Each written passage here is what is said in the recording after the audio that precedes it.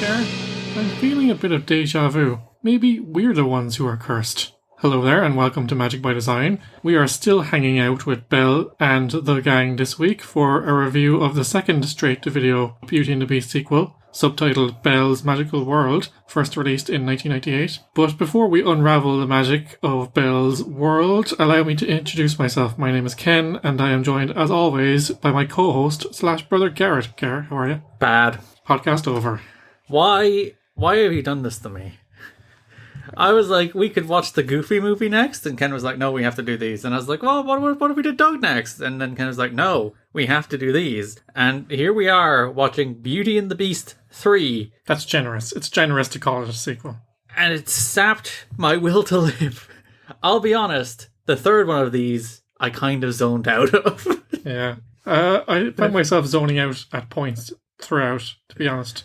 Because, folks, it's a package movie. It's not even a movie. It's 3 episodes of a television show, and not a good television show. Yes, this film is a collection of episodes from a scrapped Beauty and the Beast TV show, loosely patched together into the form of a feature-length follow-up to the original movie. Gar, we've been in this territory before with the many adventures of Winnie the Pooh. That was good, though. Yes, back in episode 22, all that time ago. That was enjoyable. That had good segments, and they were funny and charming, and nothing about this was funny or charming. And they also patched it together pretty seamlessly. Where this is just, it's a storybook motif. That's the connective tissue here. Yeah, and to be fair, Pooh did the same thing, except they animated the words in the book very nicely and all that fun stuff. As opposed to this, which is just storybook, 3 episodes of TV show, over. Yes. Much of the original cast are also swapped out for sound-alikes, similar to the Aladdin series. It's not much of. It's a couple of. Chip, Mrs. Potts also gone. Angela Lansbury not being here anymore. Angela Lansbury took one look at Beauty and the Beast 2, the Christmas Chanted Adventure, whatever it was called.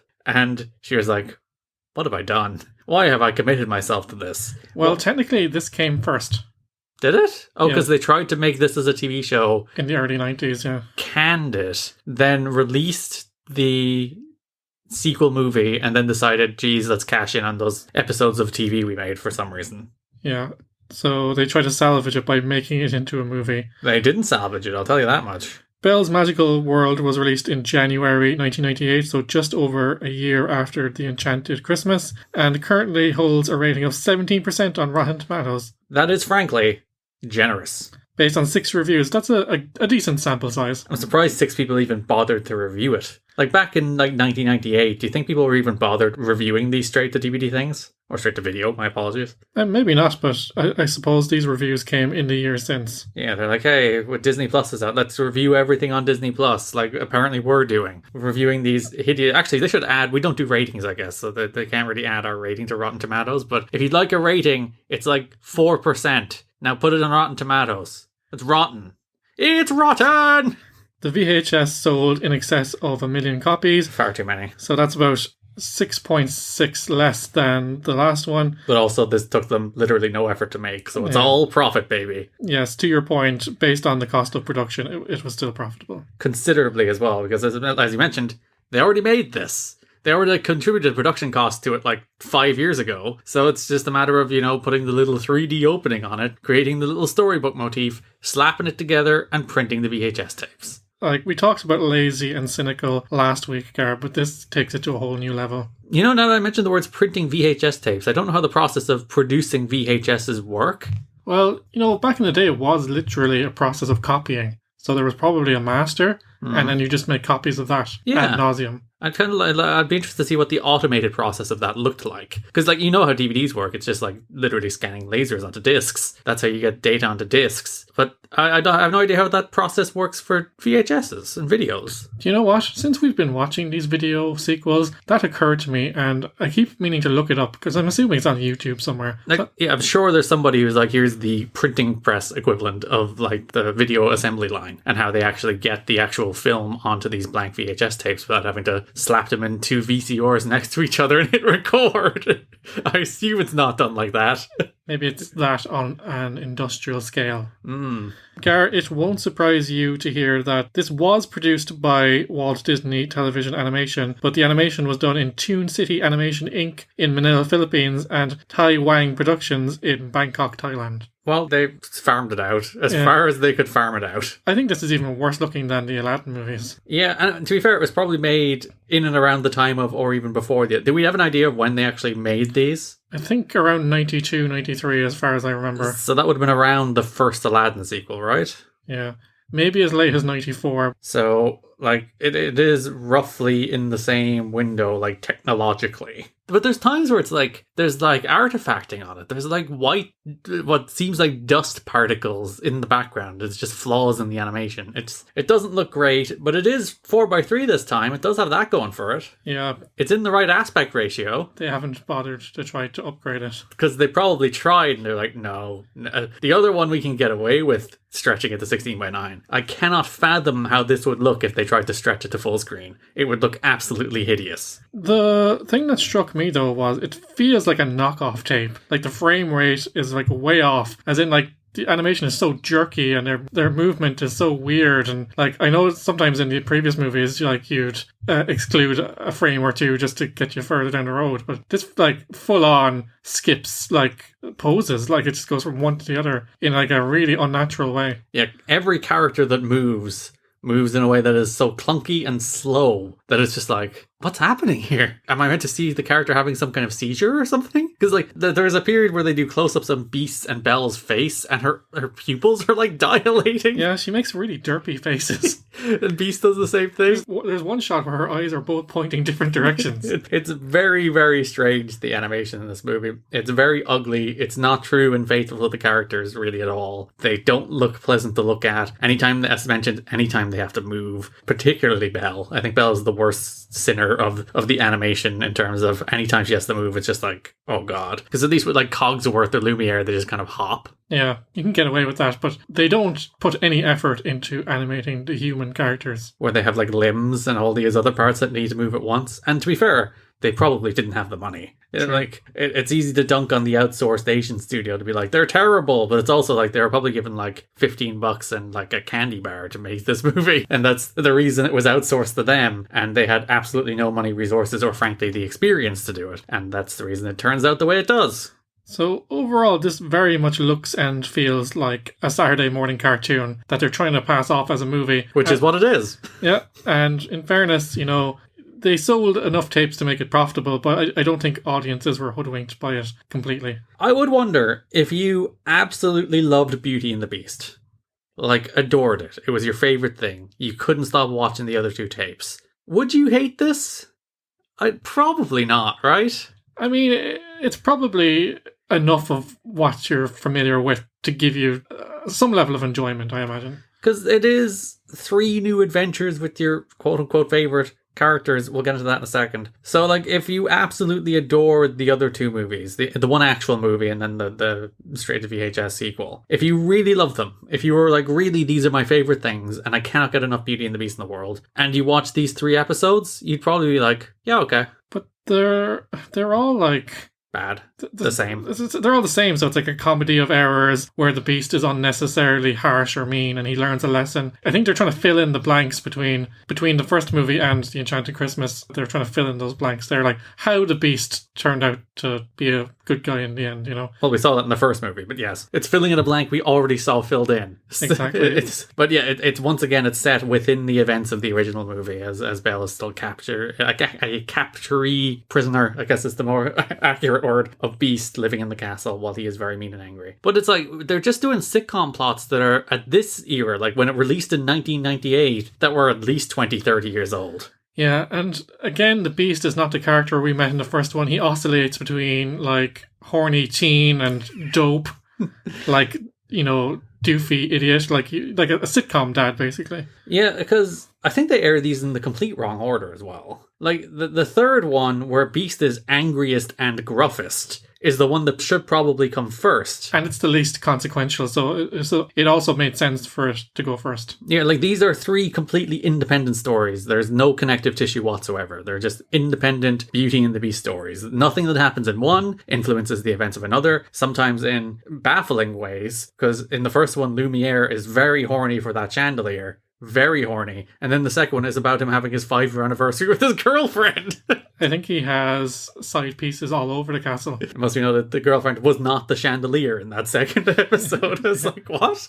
So he was there lighting the flames of this chandelier in a very seductive fashion. And then the second thing you're showing me is him falling in love with this chimney sweep thing. What's the name of that thing? It's a feather duster. Feather duster, there you go. So yeah, I think you said at the time, and you're right. Is that candle sex? Yeah, when one candle lights another candle. Is that candle sex? It's candle sex. There's also a moment where Lumiere gets very horny and his candles light up. And it's like, ooh. But yeah, I didn't like any of these, Gar, I'll have to say. No, they're all bad. They all have very little redeeming qualities. They're all badly animated. There's one song. The song's alright. Yeah, it's fine. I think it's better than any of the songs in the actual movie they made. So the song is called... Listen with Our Hearts. Yes. Comes out of nowhere after the first segment. I know it's connected, but it looks like it's ended, and then the song just starts. Yeah, it's like, now we shall sum up the thing you just watched and the moral with a song. Yeah, it's generic and sappy. It's not bad, though. It's probably a C-.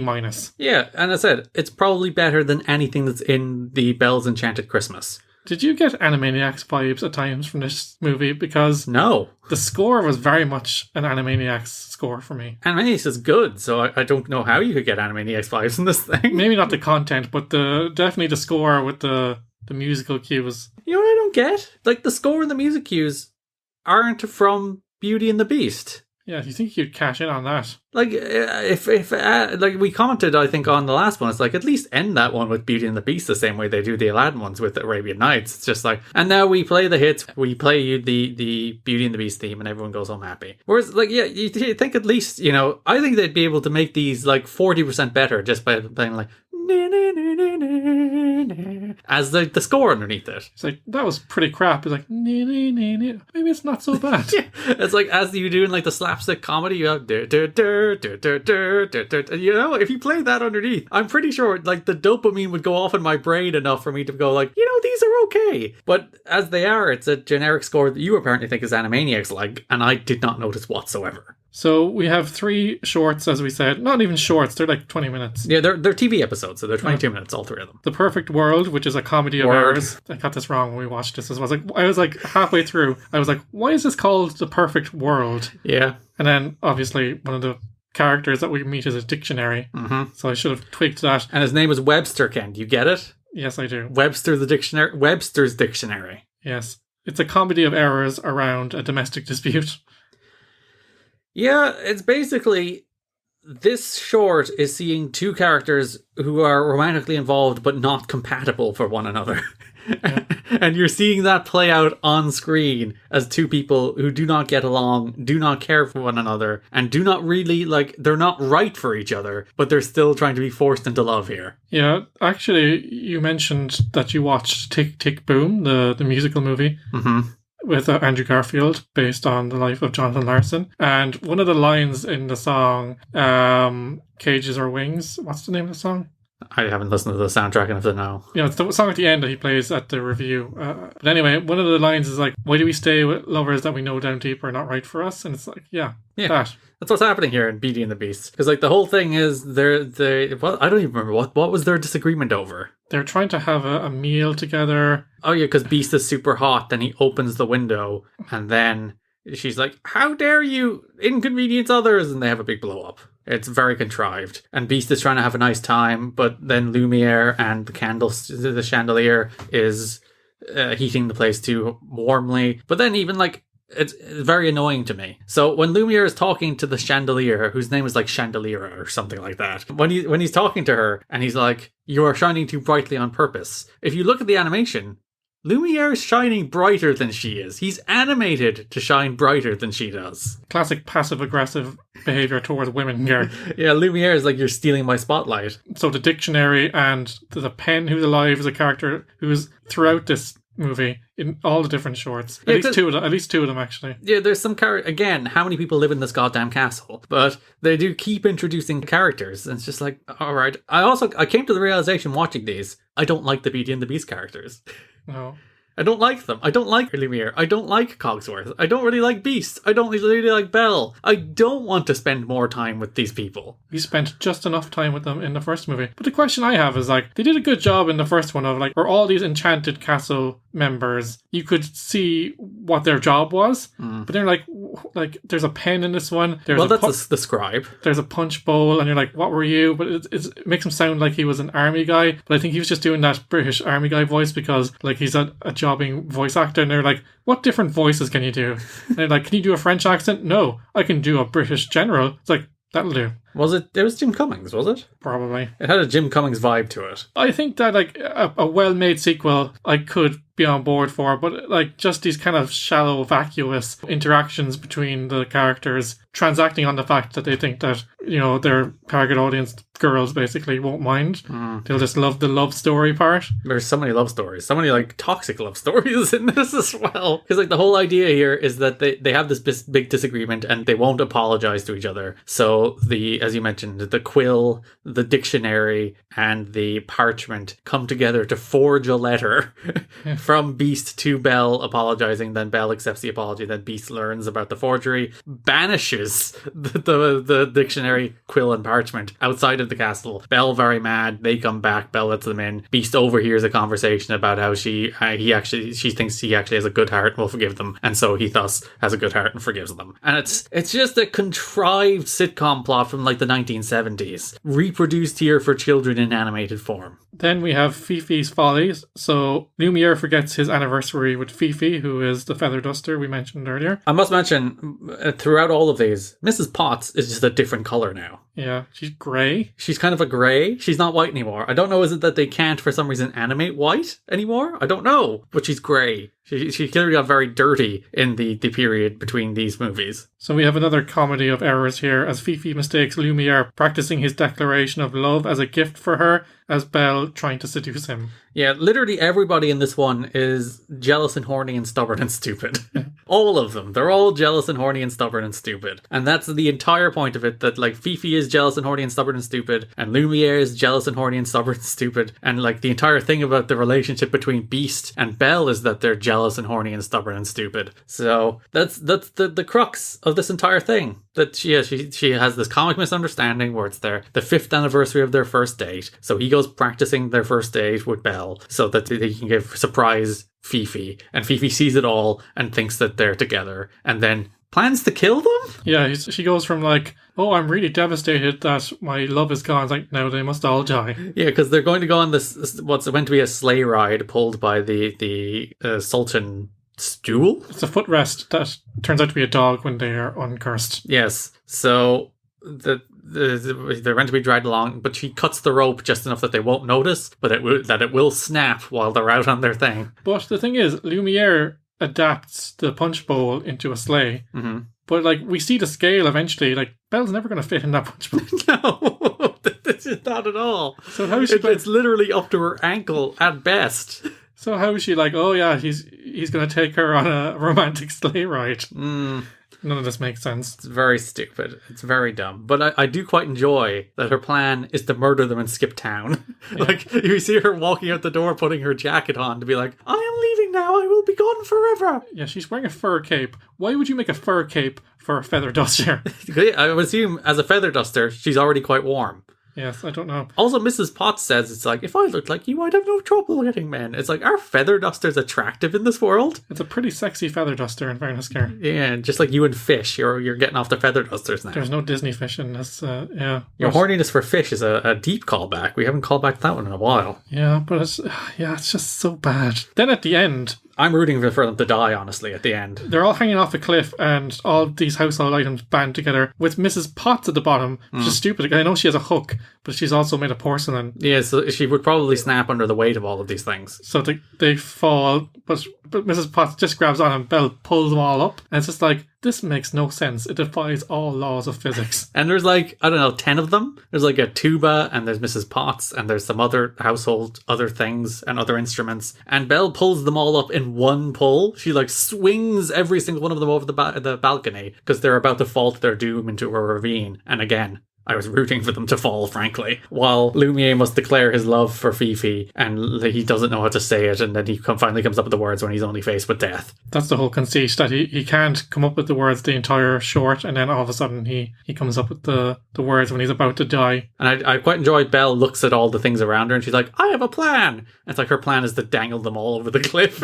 It's like, Belle, this is not a very good plan. And like, all these things, I know they're alive, so they have mouths and stuff, but they don't go together. Anyway, there's no point in thinking about this too much, Karen. They didn't think about this too much. Again, it's your classic 20-year-old in the 90s sitcom plot of like jealous girlfriend gets the thing the wrong way and threatens murder, I guess. Yeah, the boyfriend is actually doing something nice, but they think that they're being cheated on, and then they confront them only to find out that it was the opposite. I do find it quite interesting how like so many Disney Channel shows are that. It's like tired sitcom tropes from like a decade or 2 decades ago, recycled in children's form. It's like this exact plot was probably in like episodes of Good Luck Charlie and That's So Raven and Kim Possible and whatever the modern Disney Channel, High School Musical, the series is probably has it there somewhere too. It's like they all recycle these same stories from like 30, 40 years ago, repeating them for children without any thought or innovation. It's kind of like sad to see the state of children's entertainment at times. And I like a lot of those shows, but if you do like analyze them remotely critically, it's just like, let's do the plot from I Love Lucy. Sure. Yeah, kids won't know the difference if we do it 3 times in the same season. So we finish with the broken wing. Belle takes in a bird with a broken wing, hiding it from the beast who hates animals for a reason that is not disclosed. I did like your suggestion that perhaps the bird wronged him on Christmas, which is what led to him being in a bad mood, which was what led to him banishing the old woman away, which is what led to him being turned into a beast, and thus he hates birds. Or maybe they retcon it so the old woman enchantress was now a bird. He's like, how dare she? Or this bird is that woman. But there's not much to say here. He learns to love the animal, but then he loves it too much because he wants it to sing for him exclusively and live in a cage. He's like, you're mine. You're my property. You will sing for me. And Belle's like, no, if you just treat him nicely, he will sing for you because he likes you. He's like, no. He will sing for me because he is mine, and I told him to. He's basically like the seagulls from Finding Nemo. He was like, mine? Mine? Mine? Mine? Mine? Sing? But yeah, and then he's like, oh, if I treat him nicely, he'll trust me, and then he'll sing, and then he does a complete 180, and he just like, oh no, now I must let you go. And then the bird isn't strong enough to fly on its own yet, and it like falls out of the sky, so then him and Cogsworth end up on the roof together. I zoned out of this one for like 2 minutes. I zoned out after he had the big moment where he was like, it's mine, it will do it because I say so. And then 2 minutes later he was best friends with the bird. And I was just like, what's happened here? Then they still end up in a scenario where 2 of them are threatened to plunge to their deaths. Yeah, it's apparently the only way anybody can learn anything in the universe of Beauty and the Beast is if they are about to plummet to their doom. Unless you're Gaston. Then Cogsworth will eventually learn that in fact he has to treat people with respect and care. That was like, how'd you get from there to there? It's like going from A to Z straight away. Yeah. He's like treating them all like garbage, all the staff of the castle like garbage the whole time. You will respect me, you will do what I say. And he's hanging off the edge of the thing. I think the idea is like, oh, he's faced with his death. He's like, oh, he realizes the error of his ways, but it like in no way makes sense or is earned. But Ken, he is hanging by the cape, which he failed to repair, and the fact that he failed to repair it means it snapped, and that is what caused him to fall to his doom. Is that not good writing? Yeah, he should have mended the cape, so then he makes amends. He should have died. Really established the stakes in the show. Cogsworth died. Yeah, so Gar, for the special edition released in 2003, another segment was included called Mrs. Potts' Party from Belle's Tales of Friendship. Don't worry, we won't be watching that. That is, you know the way I said in the previous episode, they should be calling these tapes, you know, specials or events or whatever you want to call them. They started doing that eventually. So this would have made the film 22 minutes longer. Luckily, Disney Plus has the original version. I double checked because, you know, sometimes they have stuff in the extras. Yeah. It's not there either. Phew. I was so relieved that this extra 22 minutes was not on Disney Plus, and thus we do not have to watch it.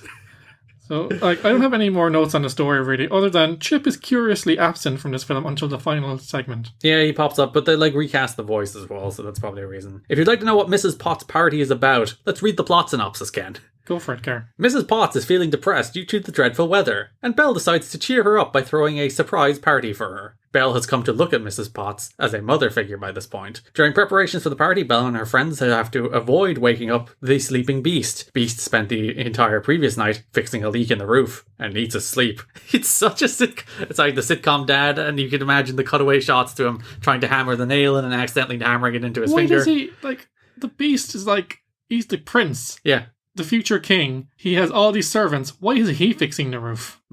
However, Lumiere and Cogsworth's rivalry gets in the way. The two argue and compete over the tasks of composing music. It would be a shame. They did kill the actual composer in the house, so this is a problem they brought on themselves. Choosing Mrs. Potts' favourite flowers and choosing the flavours of the cake that will be served at the tea. Two oven mitts, chowed,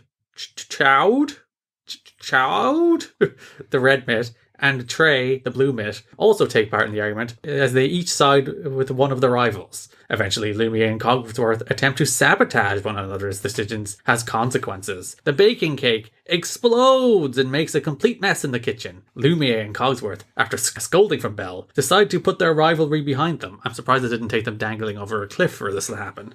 For good, and work together to make a small surprise for Mrs. Potts. The plan goes well. Mrs. Potts is cured of her depression.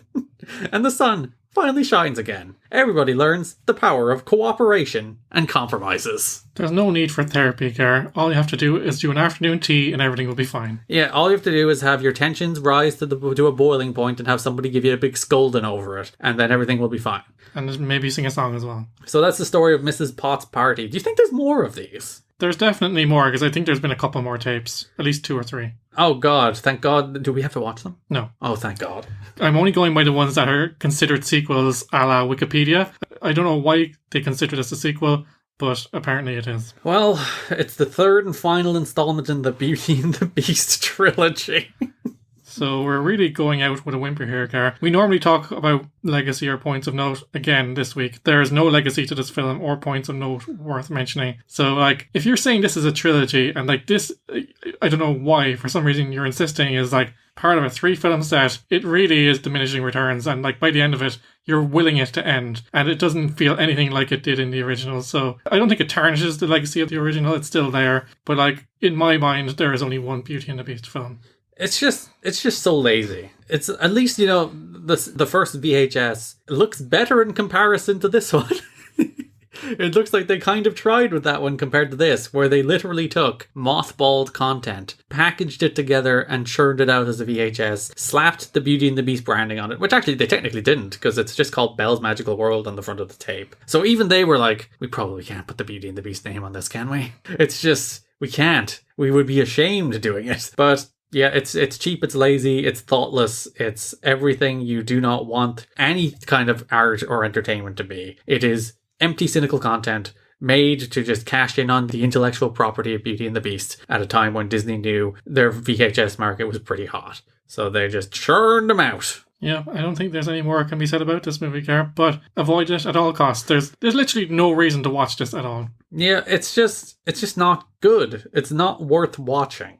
In any way. It's just not worth watching. Unless, as I said, the only way I think anybody would enjoy this is if you're in the scenario I mentioned at the start of the episode, where you are a 6-year-old child who loves the other two. And then you'll probably get enough out of this. You just see the characters again, and that's all 6-year-olds want, you know? They don't want depth to their art. They'll be like, oh, yay, that's Belle. Whereas people like us with, you know, overthinking minds will be like, that's not like the original. It doesn't look like it, doesn't sound like it. And, you know, we overanalyze perhaps, but it's just not, it's not good enough to be deemed a sequel. Yeah. The best part is probably Listen with Our Hearts. Yeah. It's a perfectly solid C-tier Disney song. So look that up if you've got a chance. YouTube perhaps, you don't have to watch the movie. Yeah, don't watch the movie. Again, it's not a movie.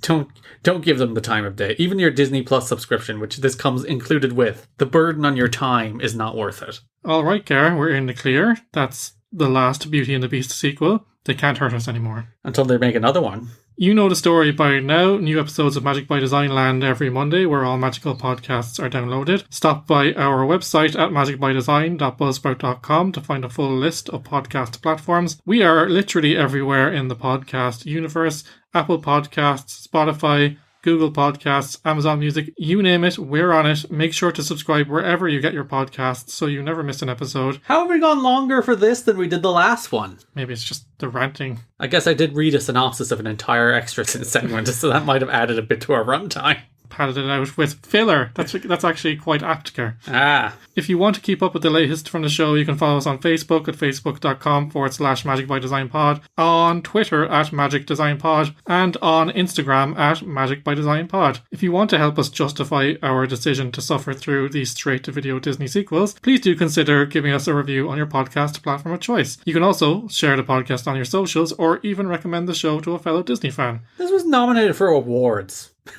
Not real awards, though. The Annie Award for Outstanding Achievement in an Animated Home Video Production. Doesn't deserve it.